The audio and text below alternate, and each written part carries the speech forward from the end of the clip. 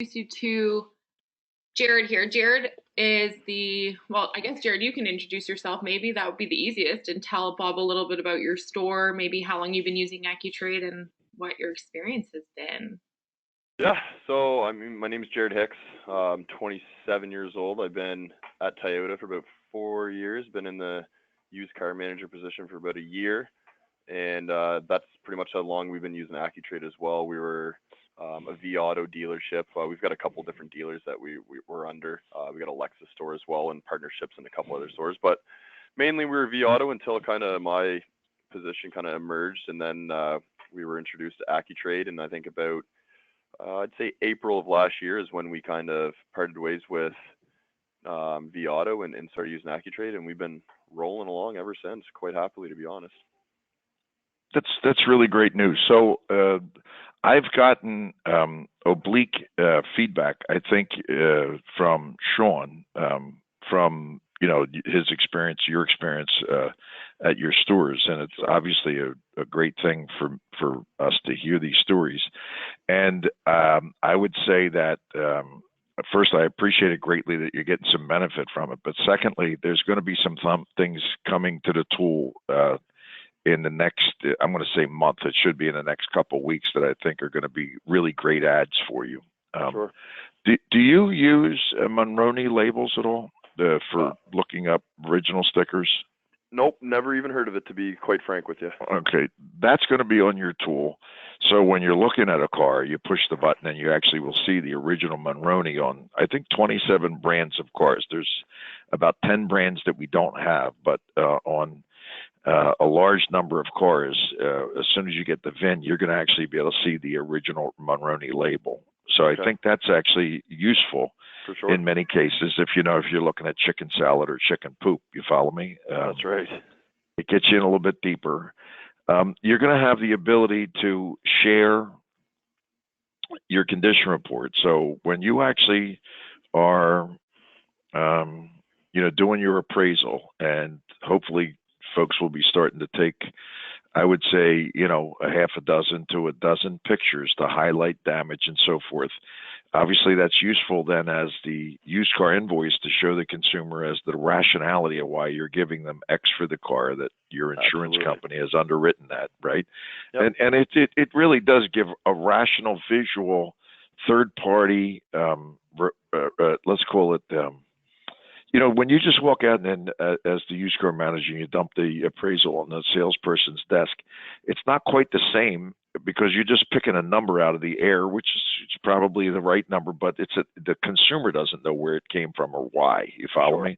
Yep. When we rationalize it, our theory is, that you really are putting it into a format that in today's world, it allows someone to consider the facts in order to recognize the validity of the number that you came up with. And as we highlight a dent, a scratch, like a wheel or a tire or whatever it might be, a bumper, a burn hole, a stink in the car, that's somebody sucking on cigars, right? In other words, all of those things that it allows you to, it's not trying to hurt the customer. You're quantifying things that in a rational way, you enable them to. So from that point, you're going to be able to actually share as the used car invoice, not as the invoice, but as the universal condition report with any select group of dealers that you would like to advance that car to. So if you traded a vehicle for 12 Gs and you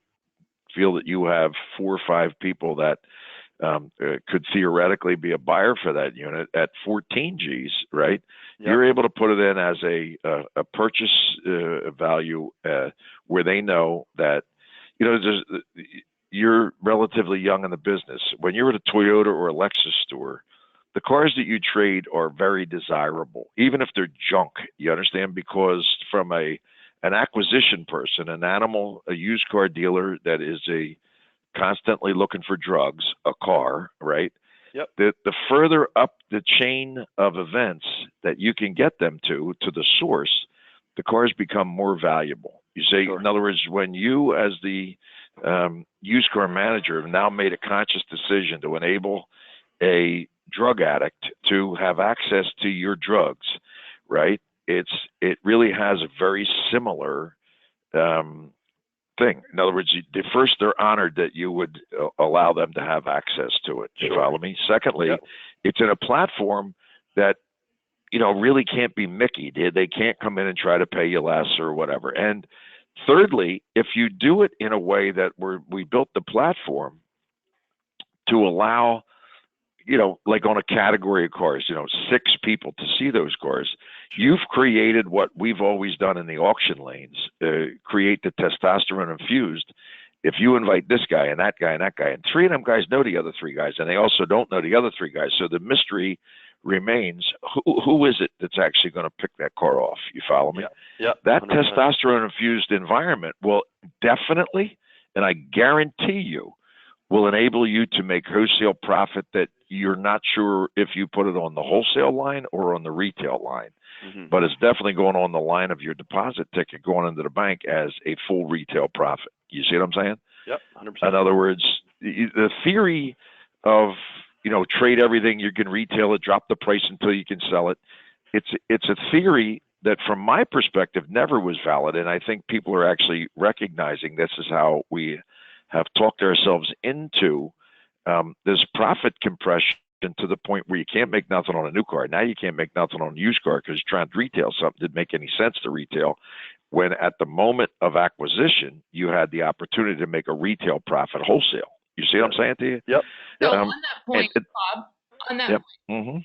Jared, what percentage of vehicles would you say you now wholesale versus retail? And then in addition to that, in where you are, what are you seeing with regards to the wholesale marketplaces? So like, what percentage would you sell on eBlock, TradeRev, or actually live at the auctions? And like, how have you seen that shift?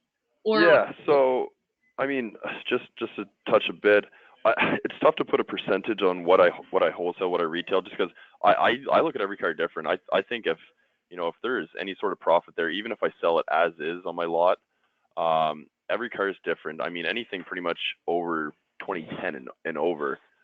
For one, before I send it to a live auction, I put everything on TradeRev. I'm probably the heaviest user on TradeRev in Atlantic, Canada. We had their top metal mover for 2019. I think we probably hundreds of cars we sold on TradeRev. So anytime before I send something to the auction, I'll try it on TradeRev first, because if I can make money on TradeRev before I send it to the lane of the unknown, you never know what you're going to get at an auction. If I know I can make money on TradeRev right at my dealership, they come to my door, they pick it up. It's it's super easy to do.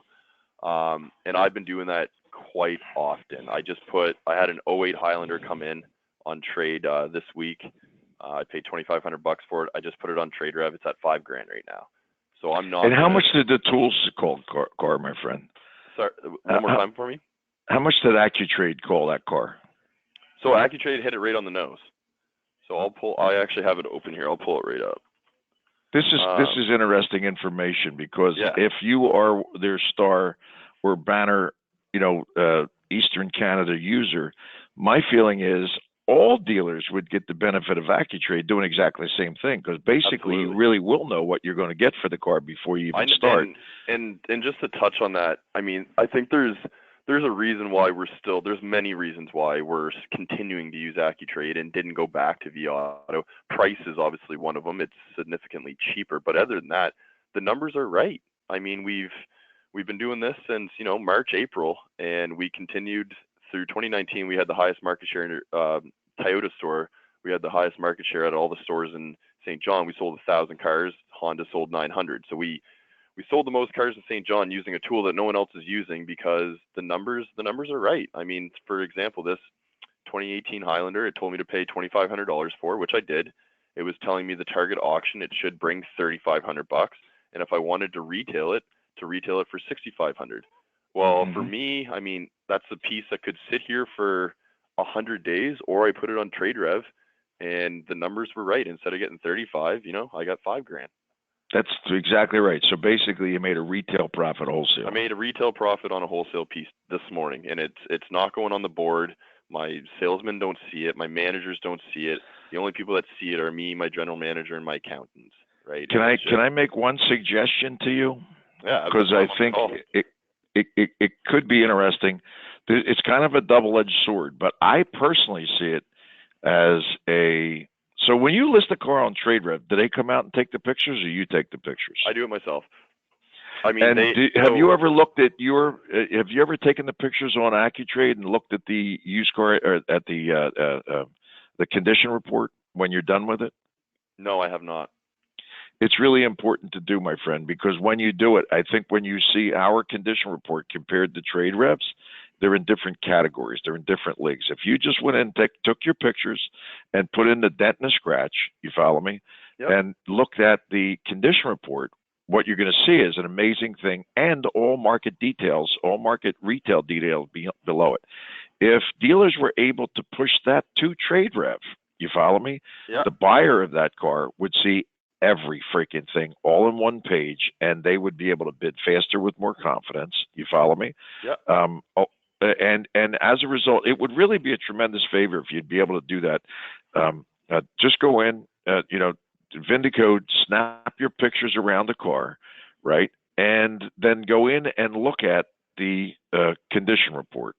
When that happens, I think what you're going to see is a little tiny bit of a shock, especially if you put in a scratch and a wheel and a thing and whatever, right? Mm-hmm. Everything that you need to be, if you were a buyer of that car, everything is in a concise, easy to look at, and easy to say, well, yeah, I'll take that car, boom, and knock it off. You see what I'm saying to you? I do. So on my phone, I just, to be honest with you, the camera icon in the top right corner on my app to take pictures of, I've never done that. Didn't even notice it there, to be honest. It kind of blends in. I just found it. Yep. Yeah. So when you do it, I think you're going to have a shock, brother.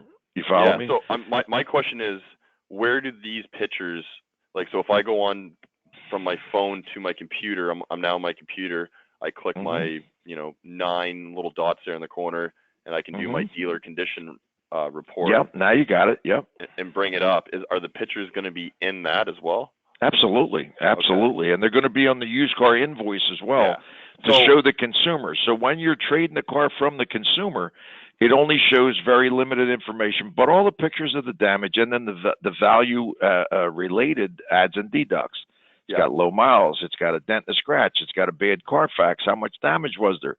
That, when you leverage that with the consumer, the salesperson's job is almost finished. And here's what my suggestion was going to be.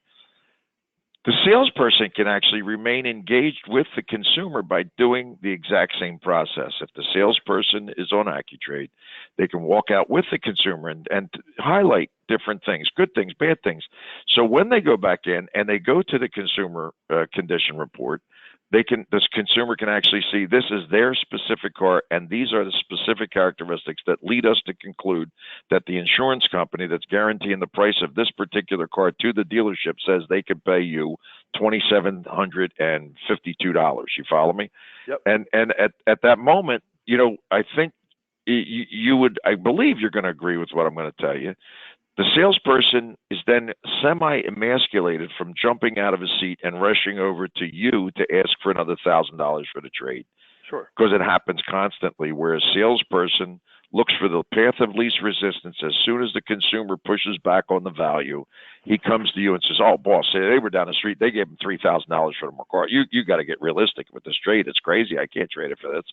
Yeah. Does that ever happen to you? Yeah, absolutely. And I just like to touch on it a bit. So I want to kind of explain our process and how we do things here. So for one, my salesmen don't have access to Accu-Trade.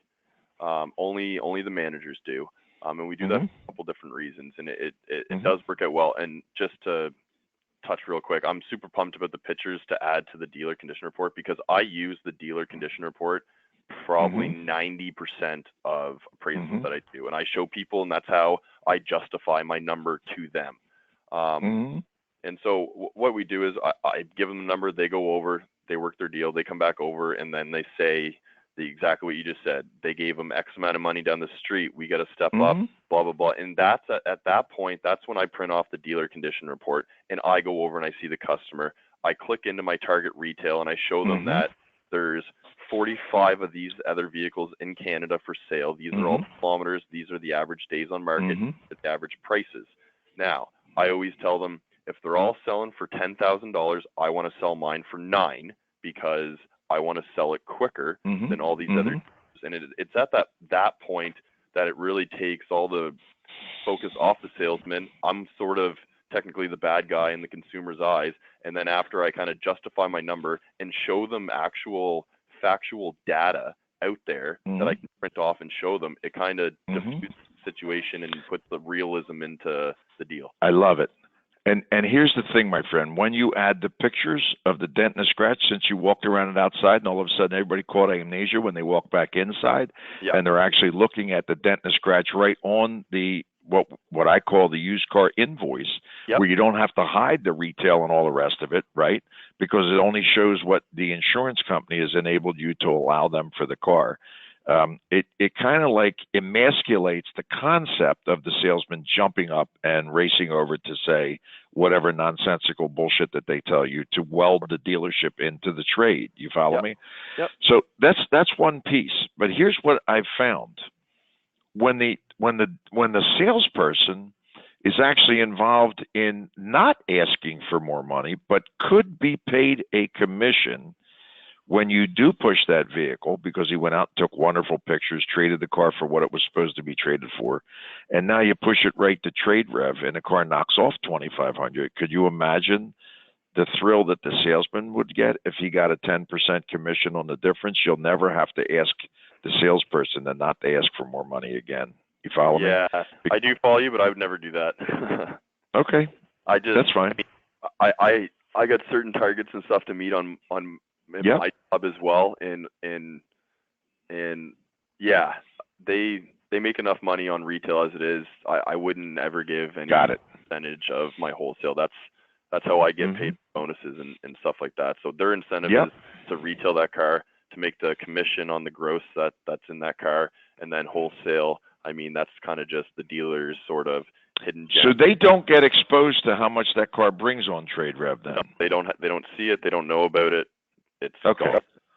And it's not like whispered in the showroom what the car brought on. Okay. No, it's no one knows for me. So when someone just says, "Where's that car?" I just say it's sold, and they say, "How much?" I said, "The car is sold, boys. Move on." Right. And that's sort of just the end of that conversation. Yep. And maybe maybe I'm doing it wrong. Maybe I'm doing it right. I don't think you're doing it wrong. Listen, if it's working for you, brother, you're definitely doing it right. Yeah, and I just find whenever the person that's signing your checks kind of tells you to lean one way and do something, you normally do it. That's why you're the boss, pal. Yeah, at 20-something years old. You know what I mean? If you were out thinking them, you're going to get out thunk outside the doorway. You know what I mean? Yeah, absolutely. and don't get me wrong. I mean, I'm a quick learner, and I take a passion in what I do. There's a reason I'm in the position I'm in at such a young age, is because I live and breathe this shit every single day. I mean, every day. I understand it perfectly, son. I've been doing it since 1972.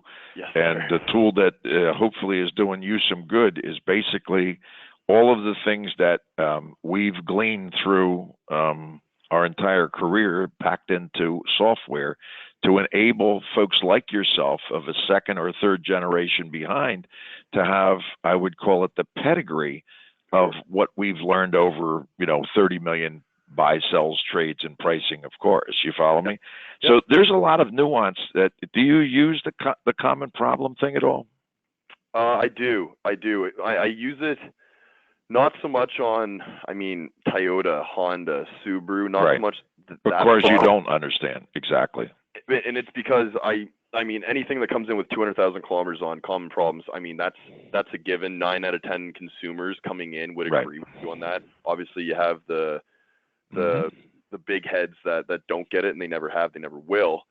But I use it more on Ford and Dodge. Right. A lot of these head gaskets in Subaru. Going back to Subaru, the only problems that I've come across is head gaskets. And it's nice to know that when I print off my consumer report, it says, I'm not saying there's anything wrong with your head gasket, but it is known, factual known, that head gaskets go around 120,000 kilometers in Subarus. You have 150. And friend, listen to this. And the consumer knows it too, because it already happened to them. You follow me? Now, what that does for you, one of the main reasons why we like users like yourself to be able to refer to it. We didn't guess when we put that there. If I've sold 300,000 Subarus, there's a strong high probability of 50% or more that car has that particular issue. Yeah, absolutely. It's all what it really does is it helps the consumer understand that you're smart. You follow me? Yes. You see what I'm saying? In other words, it's to edify the user on a, whatever, some goofball car that you see once a year, and you bring the topic up, potentially, depending on the conversation drift, right? Where when those little inferences pop in, instantaneously, subliminally, the consumer recognizes they're not dealing with a novice. You see what I'm saying to you? Yeah, I know exactly. It's very, very helpful. The other thing is, in New Brunswick, I'm guessing that 30% of the cars that you trade have some sort of a Carfax issue. Would that sound right? Yeah, 30%, I would say, yeah. Okay. And everybody has a fart in their head in terms of what they believe the diminished value associated with the incident is, right? The fact that we quantify it, I think, helps also. The consumer could say, well, that accident was 2 years ago. It didn't have any effect on the car. No, sir, you're absolutely correct. Unfortunately, because we have to be transparent selling a car, it definitely does have, if we were selling you one with a bad Carfax. So, not to cut you off, but the best line I got, and I use it 100% of the time in that 30% of Carfax conversations, is I always put it back on the customer. I look at them and say, if you were buying a $25,000 used car, would you want it to be in an accident that caused $7,000 worth of damage? Would you pay the same amount of money for a car that has $7,000 Carfax to one that doesn't? And 9 times out of 10, they go, no, I wouldn't. And it kind of just goes exactly. So it does have an effect. I just wanted to, I know the selling side is mostly what we're talking about, but I just want to talk about the buying side of Accu-Trade, because I'm obviously, with winter months, numbers are down. I need to continue to fill my lot. Now, obviously, when I'm looking at online auctions, I buy off of TradeRev, I buy off of eBlock, I buy from live auctions, and I use Accu-Trade. And it's great. And the one thing I really like about it is it shows you your target trade, your target auction, your target retail. And it is right. So I have a 17 Highlander XLE pulled up, and it's saying if I wanted to sell this within 30 days, to put it on for $28,800. Now, it's also saying the medium price of this car is going for $32,900 with X amount of kilometers. So I know in my head, and it's not, I mean, it's not snaky to do to people to say, 'cause I'm not lying. If I want to sell this car in 30 days, I put it on for $28,800, it sells. Well, that's my decision if I want to do it. So I know in my head. 100%, you're absolutely correct. I know in my head. That's the whole point there, Jared. And here's the other thing. When you're actually pricing the car and you did certify it, you do push the certified button, correct? Sure, absolutely. Yeah, because it really does increase, like on that $25,000 car, $1,500 or $1,800, because you can't price your car that's certified to a car that a used car dealer has that's not certified. Yes. This is the fallaciousness of the V-Auto concept, right? Where you're pricing a good one to a bad one and thinking somehow or other you did the right thing, or vice versa. You can't price a bad one to a good one and assume you're going to sell that car anytime soon, unless you find the one idiot in New Brunswick that's willing to do that, right? Exactly. But that's not a business model that you can actually follow. That's the philosophical side of that from our standpoint. You know what I mean? Jared, can we go back? So you were talking about how you're using the tool to buy, like specifically online. Can you I mean, it's super tough. I mean, especially with most stuff online and at live auctions, it's a lot of rental cars. I mean, you got your Hertz, and it's a lot of rental cars. I don't like buying from them for 2 reasons. One, everyone that's driven that car has driven it like they friggin' stole it. They all need tires and brakes when they're done with it. And to be honest with you, rental companies want borderline retail numbers. They don't move on their number, and you know what? Power to them, because they're obviously moving their cars and making money. But for me, when I see, if I'm in a tight bind, I need this car, I want a car for my lot, it's telling me to pay $22,000. It's saying that the average retail after recon is $28,000, but then you look in the medium and it's a couple grand more. I dive into it. I look, how close is the closest one to me? So this one's at Patterson Toyota. You know, that's only 700 kilometers away. Everything else is Quebec and Ontario. So I know those numbers are in there and perfect. That's why it's spitting up the algorithm and telling you the median price. Well, you know what? If I put mine $1,000 more than the closest one to me in Ontario, is someone going to drive to Ontario for $1,000 less for a car? Probably not. It's ridiculous. No.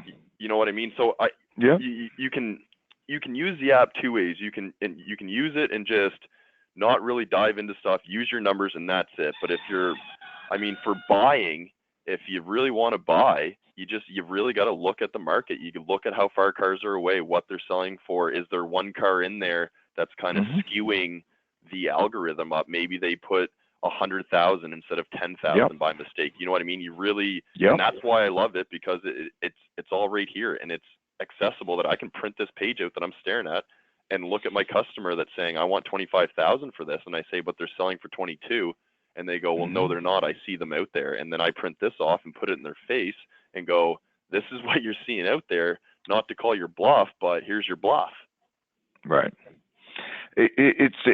What you're doing, son, is you're figuring the various use cases that is precisely what we designed it to be. It's not a single like a one thing for everybody type of thing. It's able to be used from the service department just as an edification tool for a consumer to get their mind into the realm of what things actually really are and why that is. You follow me? Absolutely. And theoretically, if it's helpful as a closing tool, we've actually accomplished what we designed it for. And again, we have every intention of enabling other dealers to list where other Accu-Trade users will be able to buy. So you would theoretically be able to buy and sell in our next iteration. That iteration is going live on Friday in the U.S., where anybody that wants to sell, you can push directly into a marketplace that all other Accu-Trade users will be able to buy. It's kind of like what we would call a country club type circumstance. Yep. The beauty of this is that I think is a little bit different than any other kind of marketplace is the fact that two things. One, you can have a third party. In your case, it would be the Great Northern handle title check and arbitration. In the case that you don't really want to take a check from somebody you don't know who it is, you follow me? Yep. But two, you can actually develop your own network of, exporters, or your own network of used car dealers that buy trash cans or whatever it might be. For that matter, you could share with other Toyota or Lexus dealers certified cars that you can't sell for market price, that you have to get more, but the dealer that actually understands they're getting a car that actually is certified, it ain't going to cost them nothing to put it on the front line.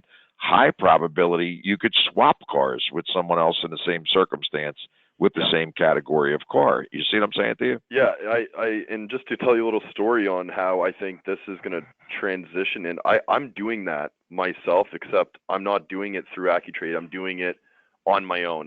I've been blind calling dealers for one to buy their cars, and then I make a connection with them, buy a couple of their aged inventories, help them out, and in return, that's a beautiful thing. Yep. Yeah, and in return, I tell them, I say, listen, the next time you're appraising a car like this, and obviously you're having trouble selling this type of car in your market, I said, this is a top selling car in my market. So next time someone comes in and you're appraising this, call me and I'll appraise it from my desk, and you can use my money to make your deal. You follow me along? Oh yeah, that's what we've been doing all our lives, brother. Yeah, that's what we do. Yeah, it more or less is the exact same thing, except instead of me blind calling these dealers, I can have them share a condition report with them via Accu-Trade and kind of do it. That's exactly what the intent is, my friend. Yeah, and you're going to be able to do it by adding them to your let's call it your Rolodex, right? And as you don't want to add them, you can take them out. As you want to add more, you can add more in. So theoretically, you'll have a micro marketplace that will bypass let's call it the traditional marketplace where everybody's paying $500 in fees going back and forth. You see what I'm saying? Yep. So how frequently is it the $500 that keeps a buyer and a seller away from actually transacting. You see what I'm saying to you? A lot. It's a lot, brother. I deal with it every day, because when I'm trying to buy a car on these sites, I got to remember, okay, well, there's a $125 transaction fee, there's a $500 shipping fee, and then there's this fee, and then I put a fee of I put a $600 fee on every one of my cars when it comes in. I call it, every dealer does it, I call it a documentation fee. So before I even get a car on my lot, I'm $1,200 deep in fees.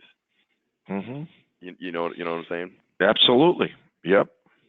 And I mean, does $1,200 is definitely enough amount of money to keep me away from making a deal or not making a deal. You catch what I'm saying? There's no doubt about it. There's zero question about it. If you're going to be competitive, there's no question about it. Well, it's a very nice conversation, my friend. Yeah. If there's anything we can ever do for you, obviously you can contact Logan or Shawnee or myself anytime. And I'm excited for the next couple months to see what you guys are going to be kind of creating and sharing and kind of evolving into obviously the next step of Accu-Trade. Jared, let me ask you a question / favor. Would you be willing to do an interview to be on the Canadian Accu-Trade site? Yeah. As a testimonial, basically. Yeah. No okay. Sweat. So I think we'll have somebody reach out sometime soon. Our new site is going out again. It's going to be about 3 weeks out, and when it does, we'd like to have some success stories with people that are genuinely getting a significant benefit from what we built. I'd greatly appreciate that if you were able to do it. We're not asking you to say anything that isn't true or exaggerate or do whatever. But basically, my phone's always open for conversations, and I'm not a bullshitter. I call a spade a spade. I wouldn't be saying this stuff to you guys if it wasn't working. And I was completely honest with V Auto when I had to pretty much fire them. I ended up having to do 3 different. I felt like I was with the regional manager, and then after they couldn't get me to stay on, I went to the national manager. Then I ended up in a meeting with someone that did the North American V Auto, and it just, I call it the way I see it, and I would never lie or exaggerate or anything. And we've had great success with this, and I don't mind giving feedback. I appreciate it, my friend. I switched we had, what we got? We got Toyota, Lexus, Volkswagen, and Mitsubishi in St. John. Our owner has a hand in all of them, and we've switched all of them over, and everyone seems to be doing successful and not, burying themselves in cars, and the numbers are right, and everyone's selling. So, I tell everyone that I know that if you don't at least give this thing a try, you're not looking to improve your business. Have you had any conversation with your trade rev rep? Yeah, daily. And what kind of feedback do they give you when you say what your process is using our tool and push into theirs? Surprised. This was more so at the beginning of me using TradeRev, because I've been so successful with TradeRev now that they don't really question it. They're excited about it, and I tell everyone that they always say, oh yeah, just look on your V Auto, and I tell them, I say, listen, V Auto to me is like E-Block to TradeRev. It's a competition, and I have picked one over the other, and I'm faithful to one over the other. So when someone says, when I'm talking to a TradeRev rep and someone says E-Block, they always get a weird look in their face. Well, the same look is on my face when someone says V Auto, and I look at them and I say, you're friggin' out to lunch if you're still on the V Auto train. Mm-hmm. That's interesting. So you find in your vicinity that TradeRev is much better than E-Block, eh?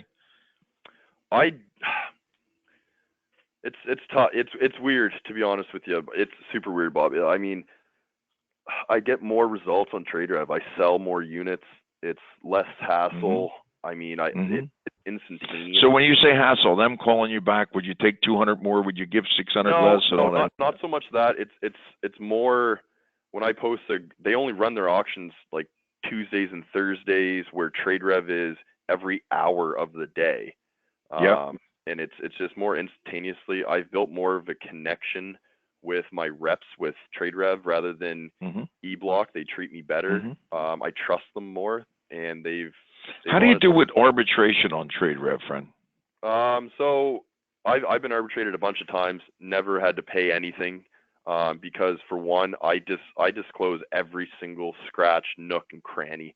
I don't cheap out or try to hide something. I show what it is. And then vice versa. When I buy something, I have arbitrated a few things, and you make a claim the day it comes in. I do a nice walk around, and if something is, I did find out recently that if it's not over $750 worth of damage or repair, that it's not arbitratable. So if it comes in and it's got a couple scratches and dings that I didn't see on it, I go, oh, well, it is what it is. That's what you get for buying online. But if it comes in with, a panel missing or no tires or something extreme like that, I just make a claim, and they've been pretty good with it so far. That's good. Can't beat that with a stick. I'm glad to know that.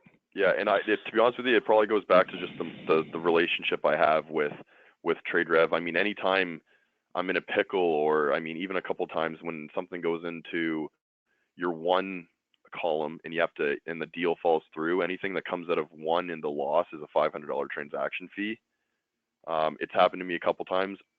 TradeRev pays it for me. They don't charge me the $500 loss thing. So it's kind of the relationship along the way that they've built and built that trust that so they're using their brain basically rather than using their brain. They're saying, laws.